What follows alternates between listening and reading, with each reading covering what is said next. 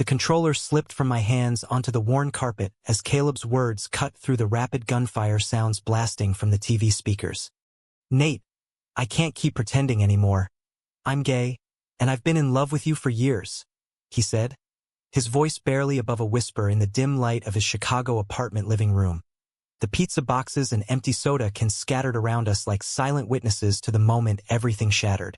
I stared at him, my heart hammering so loud it drowned out the game still running on the screen, the pixels blurring as my mind raced back through a decade of late-night sessions, road trips, and inside jokes that suddenly felt loaded with meanings I had never noticed.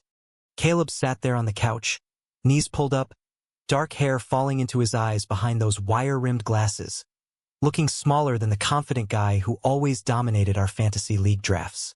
We had been best friends since freshman orientation at the University of Illinois, two guys from different suburbs who bonded over bad dorm food and endless hours grinding through Call of Duty campaigns.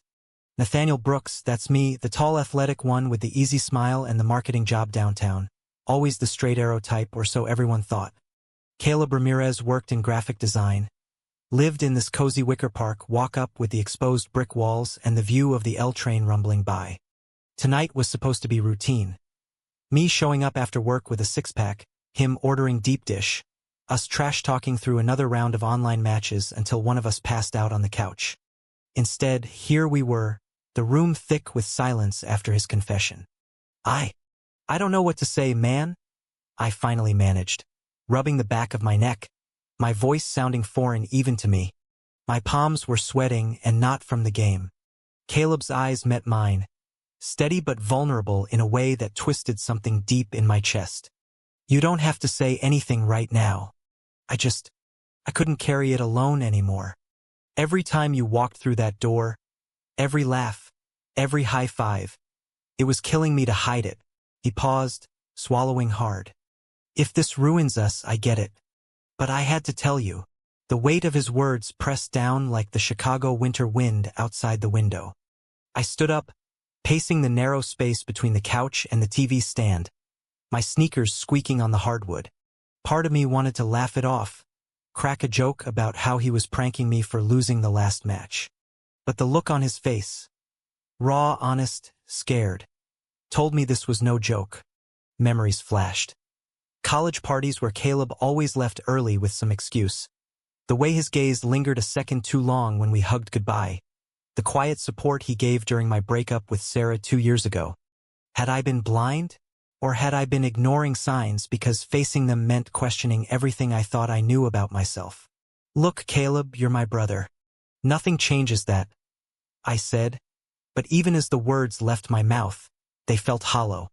Something had already shifted in the air between us, electric and terrifying. He nodded slowly, forcing a small smile that didn't reach his eyes. Thanks, Nate.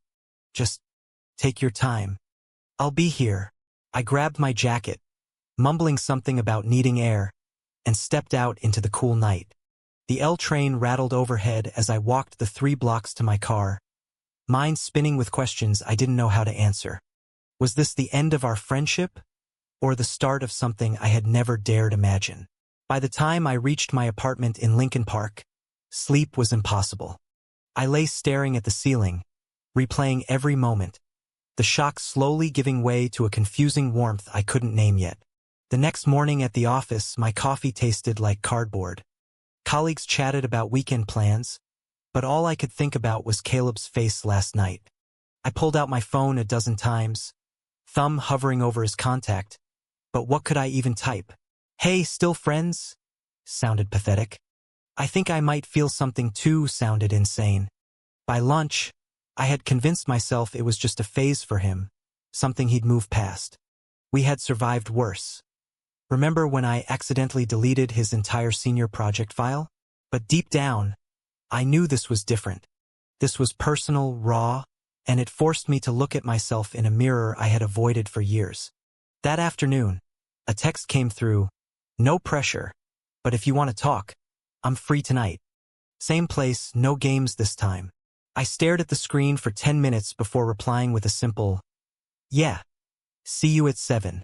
The rest of the day dragged, my mind replaying scenarios where I told him it didn't change anything, where we laughed it off and went back to normal.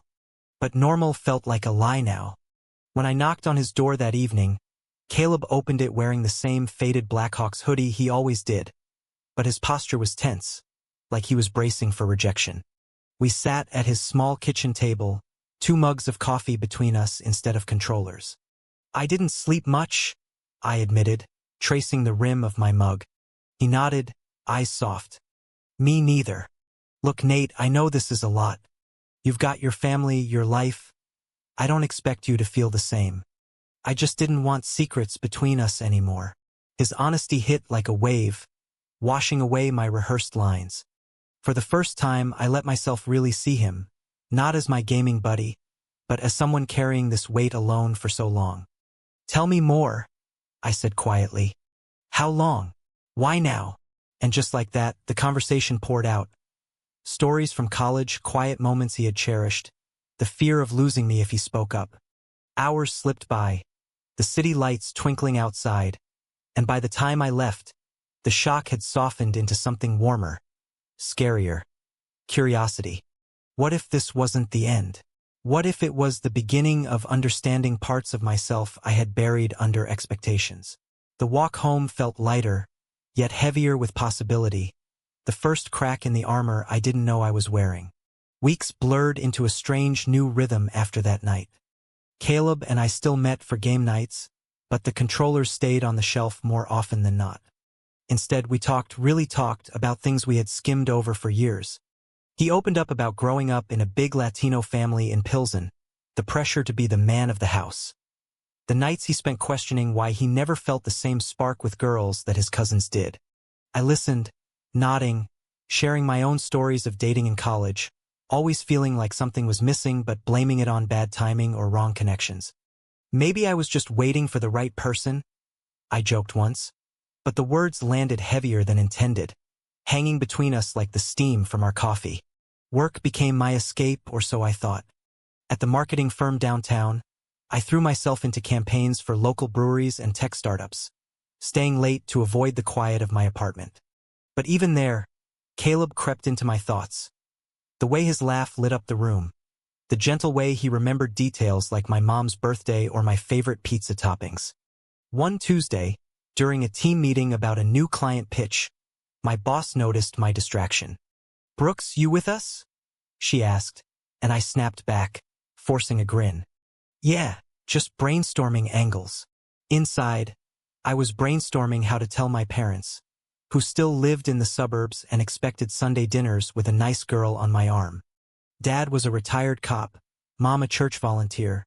Their world had clear lines, and I wasn't sure where Caleb fit into them.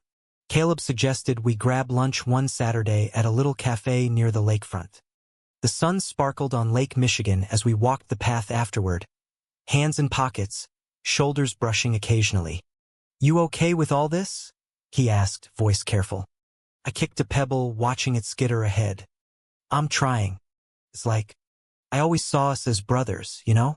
Now everything feels different, but not bad different. Just new." He smiled, that real one that crinkled the corners of his eyes.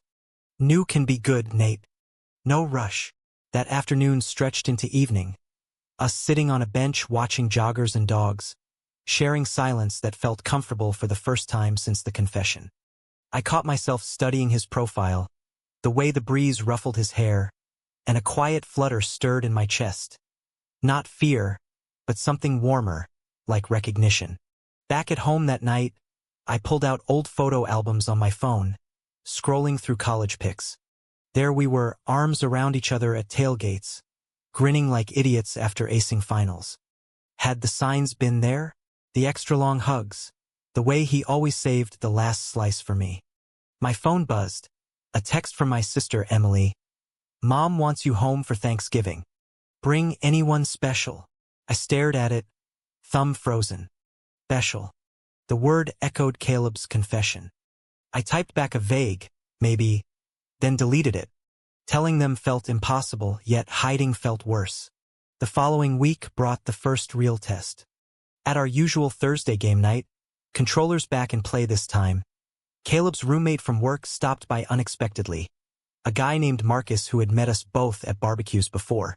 We kept things light, but when Marcus left, Caleb turned to me with a sigh. He doesn't know. Nobody does except you now. The vulnerability in his voice pulled at me. You don't have to hide forever, I said, surprising myself. He looked up, hope flickering. And you?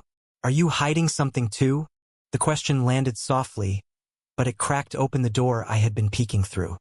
That night, instead of leaving early, I stayed until midnight, the conversation drifting to dreams. His of opening a small design studio, mine of traveling the country without a map. When I finally headed out, the hug goodbye lingered a beat longer than usual, his hand on my back solid and reassuring. Driving home, the city lights streaking past, I realized the flip had already happened. Friendship was evolving, and I wasn't running from it. But doubts crept in during quiet moments. At the gym the next day, sweating through reps, I overheard guys in the locker room joking about those types, their laughs sharp. My stomach twisted. Was that what waited for us? Back at my desk, emails piled up, but my mind wandered to Caleb's family gatherings he had described, the unspoken expectations. Could I step into that world? Did I even belong there? The internal tug-of-war exhausted me, yet each conversation with him chipped away at the walls. By the end of the month, we had slipped into a new normal. Texts throughout the day, walks along the river, shared playlists that felt intimate in ways old ones never did. The shock had faded, replaced by a quiet excitement I couldn't deny. Whatever this was becoming, it felt right. Even if the path ahead was uncharted and full of shadows I wasn't ready to face. Fall deepened in Chicago, leaves crunching underfoot as Caleb and I wandered Grant Park one crisp Saturday. The air smelled of roasted chestnuts from street vendors, and for the first time, holding back felt pointless. I've been thinking a lot, I started, hands shoved deep in my jacket pockets. About what you said. About us. Caleb slowed, turning to face me, the skyline framing his figure like a postcard. And his voice was steady, but I saw the hope he tried to hide. I took a breath, the words tumbling out. I think I feel it too. Not just friendship. Something more. The confession hung there, simple and true, and his smile broke wide, pulling me into a hug right there on the path, joggers weaving around us. It wasn't dramatic, no fireworks, just warmth spreading through me like the first real sunlight after weeks of clouds. From that day, our connection deepened in small, meaningful ways. We cooked dinner at his place, his abuela's recipes, spicy and comforting, laughing over burnt edges and swapped stories from work. Caleb shared sketches for a project he was pitching, asking my opinion like it mattered more than anyone's. I opened up about the pressure at the firm, the fear of disappointing my parents who still saw me as the golden boy headed for marriage and grandkids. They love you, he said one night, chopping onions while I stirred sauce. But love should include all of you. His words stuck with me, planting seeds of courage I hadn't known I needed. Yet the world outside our bubble pressed in. At a company happy hour, a coworker asked about my lady friend, assuming the usual. I dodged with a laugh, but guilt gnawed at me later when I told Caleb. It's not fair to you, I admitted over the phone. He was quiet for a moment. It's your pace, Nate. I'm not going anywhere. That patience became his greatest gift, allowing me space to breathe while I wrestled with the label I was slowly accepting. One weekend, we drove out to Starved Rock for a hike, the trails quiet except for our footsteps and easy banter. Sitting on an overlook, legs dangling over the edge, Caleb reached over and squeezed my hand. No words needed, the touch said enough, grounding and electric. Back in the city, we started small traditions. Sunday brunch at a hidden cafe in Andersonville, where the crowd felt safe and welcoming. But cracks appeared when family entered the picture. My sister Emily called midweek, excited about Thanksgiving plans. Bring Caleb if you want. He's basically family anyway.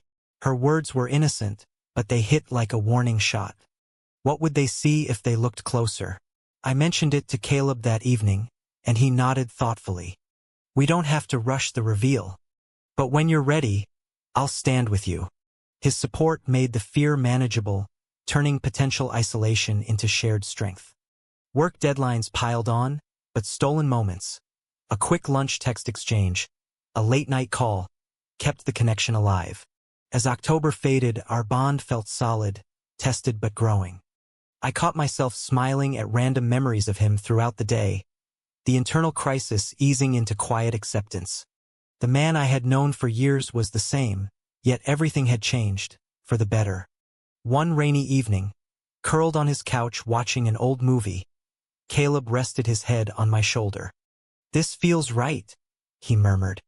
I agreed, heart full, unaware that external storms were gathering just beyond the horizon. For now, in the glow of the screen and the steady beat of his breath, the world narrowed to us, two guys figuring out love one honest step at a time. Thanksgiving arrived with the usual chaos at my parents' house in Naperville. Turkey roasting, football on every TV, aunts and uncles crowding the table. I brought Caleb as planned, the best friend label shielding us for now. Mom hugged him like always. Dad clapped his back and asked about the Bears game. Emily shot me a knowing glance across the mashed potatoes, but said nothing. The day passed in laughter and stories, yet every casual question about my dating life felt like a landmine. "Any special someone, Nathaniel?" Aunt Linda prodded. I glanced at Caleb, who was helping clear plates, and muttered something vague about focusing on work. Later, in the driveway as we left, Mom pulled me aside. "Caleb's a good boy. You two seem closer than ever." Her words were warm, but suspicion lingered in her eyes, or maybe it was my own guilt projecting. The drive back to the city was quiet at first. "They suspect, don't they?" Caleb asked softly. I nodded, gripping the wheel tighter. "Maybe. But it's my call when to say." He didn't push, just reached over and rested a hand on my knee briefly, a small anchor in the uncertainty. That night, back at his apartment, we talked it through, the conversation stretching into the early hours. He shared his own coming-out fears with his family, the tears and eventual acceptance that had taken years. "It won't be easy for you either," he said. "But you're not alone." His words fueled my resolve, even as work pressures mounted with a big holiday campaign deadline. December brought the first real external blow. At the office holiday party, after a few drinks, a colleague cornered me near the bar. "Saw you and Caleb at the park last weekend. You guys, together?" The question was casual, but the undertone judgmental. Whispers followed me the next week, nothing overt, but enough to make meetings awkward. I confided in Caleb over Chinese takeout. "It's starting," I said, frustration bubbling. He listened, then suggested we lay low publicly for a bit. Protect what we have. His practicality stung a little, but I knew it came from love. We shifted to quieter dates, movie nights in, walks in less crowded neighborhoods. But the secrecy weighed on me like the heavy snow blanketing the streets. Family tension escalated when Dad called mid-month. "Your mother mentioned you and Caleb seem different. Anything you want to tell us, son?" The directness caught me off guard. I deflected, heart racing, promising to visit soon. Hanging up, I paced my living room, anger and fear mixing. Why did love have to come with this fight? Caleb came over that evening, sensing my mood through texts. We sat on the floor surrounded by holiday lights I had half-heartedly strung up, talking through scenarios. "If they can't accept it, that's on them," he said firmly. "But I believe they will, eventually." His optimism clashed with my doubts, sparking our first real argument. Not loud, but raw with unspoken worries about losing family ties. We made up with quiet apologies and a long hug, but the crack lingered, reminding us the outside world wasn't as kind as our private one. Christmas lights twinkled along Michigan Avenue as we braved the crowds for last-minute shopping. Caleb picked out a scarf for my mom. I chose a watch for his dad. Small gestures that felt loaded with hope. Yet the season's joy was tempered by the growing strain. A mutual friend from college texted me privately, "Heard rumors. You good?" The isolation hit hard. Caleb noticed my withdrawal and planned a quiet New Year's Eve just for us. Homemade dinner, board games, no crowds. As midnight approached, glasses of sparkling cider in hand, he raised his. To us, whatever comes. I clanked mine against his, pulling him close. In that moment, amid the distant fireworks, the external pressures felt distant. But deep down, I knew the real tests were just beginning, forcing choices that would define not just our relationship, but who I was becoming. The new year started with a blizzard that buried Chicago under feet of snow, mirroring the storm brewing in my life. Work turned toxic after the holiday whispers escalated. A passive-aggressive comment in a team email about keeping personal life separate, followed by sideline projects. I confronted my boss, who shrugged it off as office politics. But the message was clear: fit the mold or fade. Coming home exhausted one night, I snapped at Caleb during a call. Maybe we should cool it publicly until things settle. The words escaped before I could stop them, and the hurt in his silence cut deeper than any argument.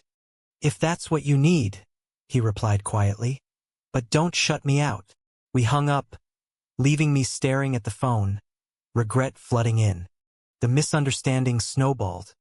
Days passed with short texts instead of calls, each of us assuming the worst. I threw myself into gym sessions and overtime, convincing myself space would fix everything. Caleb, meanwhile, buried in his design deadlines, didn't reach out either. A week later, Emily called from the suburbs. Dad's asking questions again. You okay? Nate, you sound off. Her concern cracked my defenses, and I confessed bits of the tension without full details. Just work stress. I lied, but she wasn't buying it. Bring Caleb to dinner soon. We miss him. The invitation felt like a trapdoor. That night, alone with takeout, the emptiness hit. No game nights, no easy laughter. I missed him fiercely, the way his presence made the world make sense. A chance encounter at the grocery store forced the issue. I ran into Marcus, Caleb's coworker, who mentioned offhand that Caleb had seemed down lately, skipping their usual lunches. You two fight or something? The question pierced the fog. Driving straight to Caleb's apartment through fresh snow, I knocked with pounding heart. He opened the door, eyes tired but softening at the sight of me. Nate! Inside, words poured out. My fears, the work mess, the family pressure, all tangled with how much I needed him. He listened, then shared his side. Feeling pushed away, wondering if I regretted us. Tears came then, not dramatic but real, clearing the air like the storm outside. I was scared, I admitted, of losing everything. You, them, the life I knew. He pulled me into an embrace. You won't lose me. We face it together. Reconciled, we tackled the crises head-on. I came clean to my boss about the rumors, standing firm without details. Surprisingly, she backed off, citing company policy on harassment. At home, I drafted a letter to my parents. Not sending it yet, but writing it out helped. Caleb supported every step, his patience a steady light. We resumed our traditions with renewed appreciation, the bond stronger for the strain. Yet one final hurdle loomed when Caleb's family invited us to a cousin's birthday in Pilsen. They know about me, he said, but not about us. The dinner was warm, filled with Spanish chatter and food, but eyes lingered. His mother pulled me aside later. You make my son happy. That's enough for now. Her quiet acceptance cracked open possibilities I had feared closed. Driving back, hand in hand, the city lights felt brighter. The crisis had tested us, revealing depths of commitment neither expected. Growth came not in grand gestures but in choosing each other despite the pull of old worlds. Spring thawed the city, cherry blossoms lining the lakefront paths as Caleb and I walked hand in hand more openly now. The work tension had eased into cautious respect, my projects back on track after a quiet talk with HR. Family dinners in Naperville grew less strained. Mom's hugs warmer, Dad's questions gentler after I finally sat them down one Sunday, voice steady as I explained. Caleb isn't just my friend anymore. He's my partner. Tears followed, questions too, but no doors slammed. "We love you," Mom said eventually. "It'll take time, but we're trying." Their effort, imperfect yet sincere, lifted a weight I hadn't realized I carried. Caleb's family embraced the news with similar warmth, his abuela pinching my cheeks and declaring me family now. Our journey wove through small victories and quiet reflections. Caleb landed his dream design contract, celebrating with a picnic in Lincoln Park where we talked future plans. Maybe a shared apartment, travels to places without judgment. I found peace in journaling the internal battles, realizing the identity crisis had forged a stronger self. Misunderstandings faded into lessons, sacrifices into shared strength. One evening on the rooftop of his building, city sprawl twinkling below, Caleb turned to me. "Remember that game night? Best risk I ever took." I laughed, pulling him close. "Best consequence ever." The romance bloomed naturally. Dates at art galleries, lazy Sundays with books and coffee, each moment building the life we chose. Through it all, the emotional growth shone clearest in how we faced the world. Prejudice still whispered in sidelong glances on the street, but we met them with quiet confidence. Friends from college reached out, some surprised, others supportive, turning potential isolation into a wider circle. Nathaniel and Caleb, no longer just buddies grinding levels, but partners navigating real life with honesty and heart. The path hadn't been linear, filled with doubt and detours, but every step taught resilience, empathy, and the power of vulnerability. As summer approached, we stood on the brink of something lasting. The boyish friendship transformed into adult love rooted in mutual respect and hard-won understanding. True or false? A single honest confession between best friends always destroys the original bond forever?